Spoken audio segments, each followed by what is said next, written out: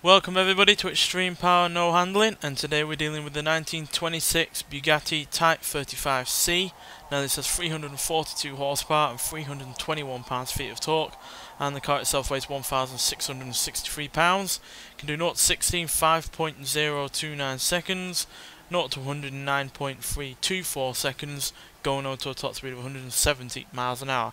Now I know that doesn't sound like it has all that much power, but considering the fact that this car had only 95 horsepower and 95 pounds-feet of torque when stock, that is a fair amount of extra horsepower on top.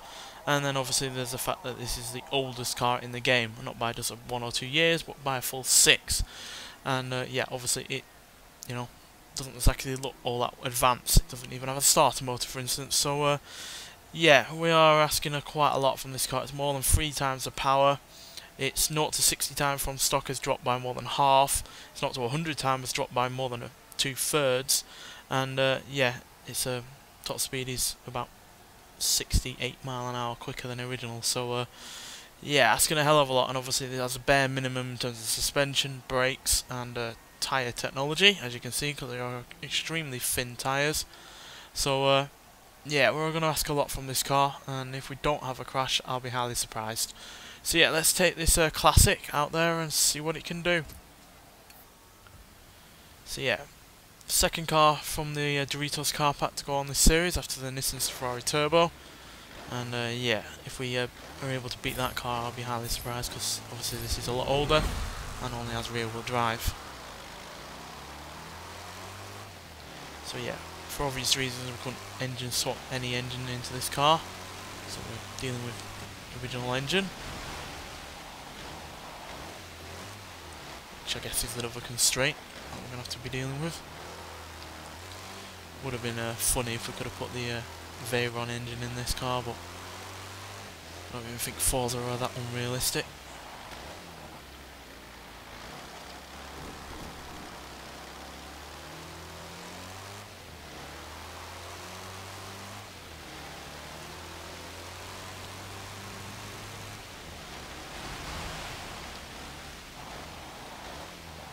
Certainly struggling to put some of that power down.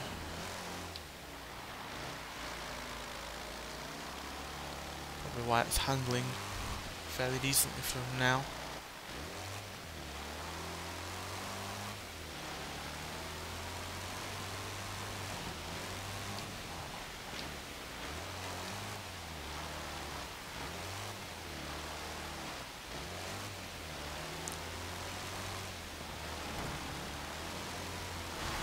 Vibrating like mad.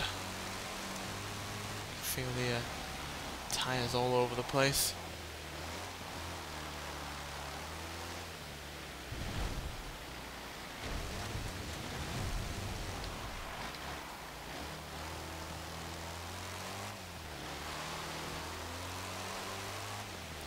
One minute 35.717 is our first lap time, so certainly not the worst, but hardly the best as well, but hopefully we can improve upon that, so we're not exactly last place.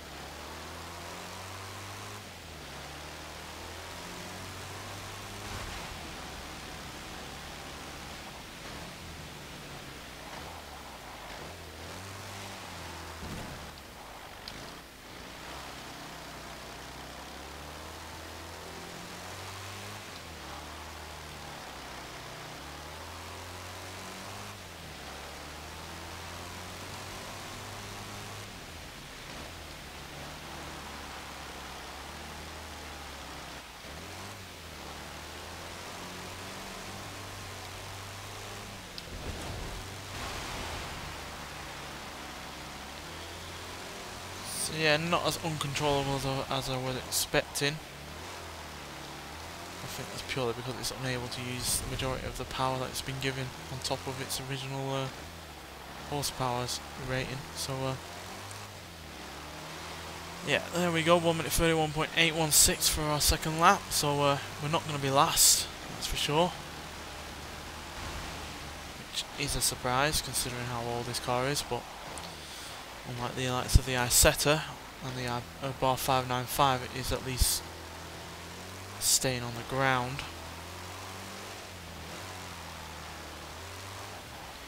Plus obviously this car does have some racing pedigree in it, so hopefully a little bit of that is showing through, but that is 1926 racing pedigree, not exactly, you know, 80s or 90s, so yeah. But then again, even that kind of pedigree is still better than the likes of the Abarth and the Isetta, so could be worse.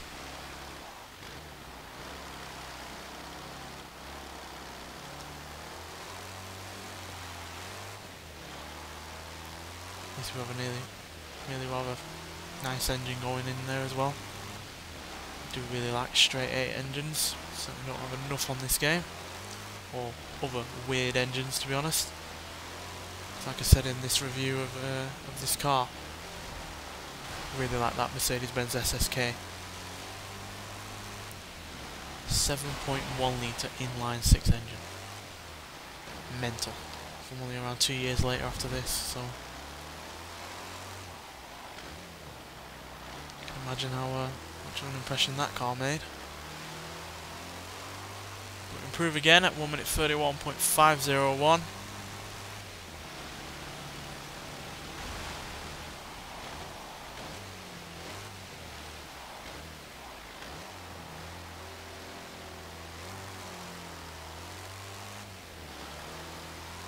Notice how it bottoms out at times, because suspension is that old, it really doesn't have much in the way of give.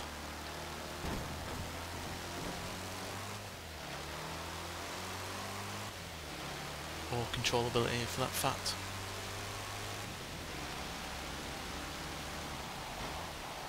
Nearly up to the car's original top speed there on that straight.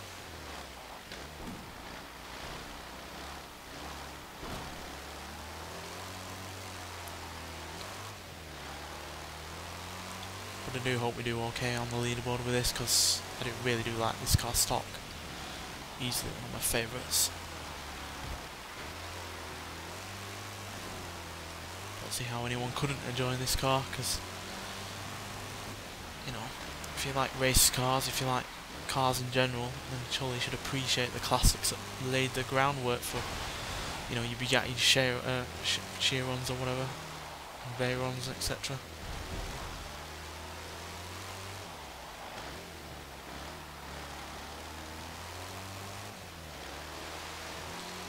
No improvement that time around, unfortunately, but we've got a final lap to try and at least eke out a few more milliseconds out of this car.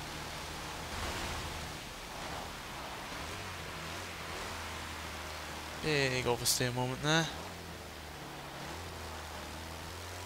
But again, relatively controllable.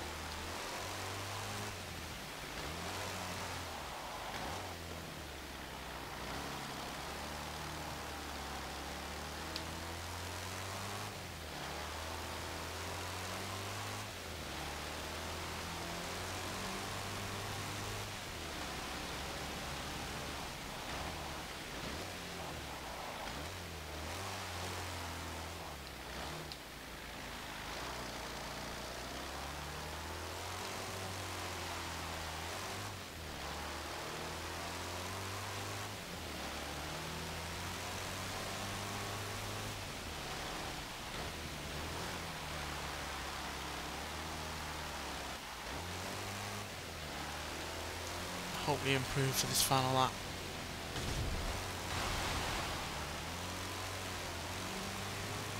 One thing that's surprising me by how controllable it is because of how light it is. It really doesn't weigh all that much, and yet it's hanging in on there.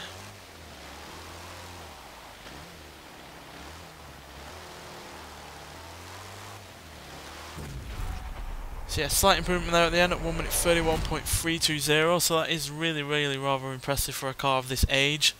And yeah, beats the Lamborghini LM 002, the BMW Isetta and the Abarth 595. So it's not way up there, obviously. You know, it's still slower than a Dodge Shelby Omni and a Audi Q7 V12 TDI. But for a car that's from 1926, oldest car on this game and on the Forza series in general, and is dealing with more than 3 times the power in terms of torque and horsepower, and obviously still has basic suspension, basic tyre technology, basic brakes. It's really rather impressive, and yeah, I was expecting it to be far more uncontrollable than it was. And yeah, I guess obviously I do have traction control on this game, on this series. I'll admit that. I'm not ashamed of it. It helps me in terms of you know, doing better commentary, concentrating on getting the car around the track a bit better.